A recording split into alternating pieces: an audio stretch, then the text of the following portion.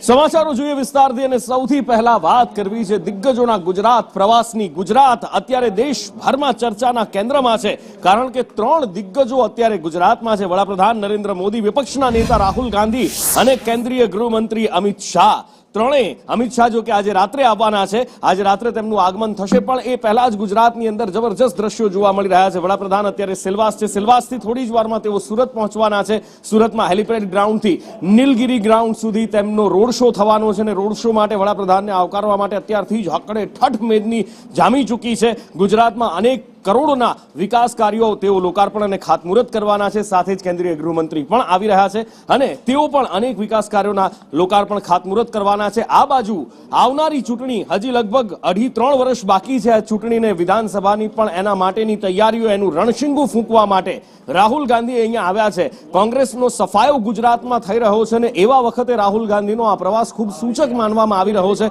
કારણ કે પાછલી વિધાનસભાની ચૂંટણીમાં 156 સીટો ભારતીય જનતા પાર્ટી જીતી હતી અને એ પછી પણ કોંગ્રેસના ધારાસભ્યો તૂટતા ગયા। સ્થાનિક સ્વરાજની ચૂંટણીમાં કોંગ્રેસનો જાણે બુકડો બોલી ગયો, સફાયો થઈ ગયો અને એવા વખતે હવે જ્યારે ચૂંટણીઓની તૈયારીઓ વહેલી કરવાની શરૂઆત કરવાની જરૂરિયાત છે, ત્યારે રાહુલ ગાંધીનો આ પ્રવાસ ગુજરાત કોંગ્રેસ માટે એક નવા પ્રાણ ફૂંકનારો ગણવામાં આવી રહ્યો છે।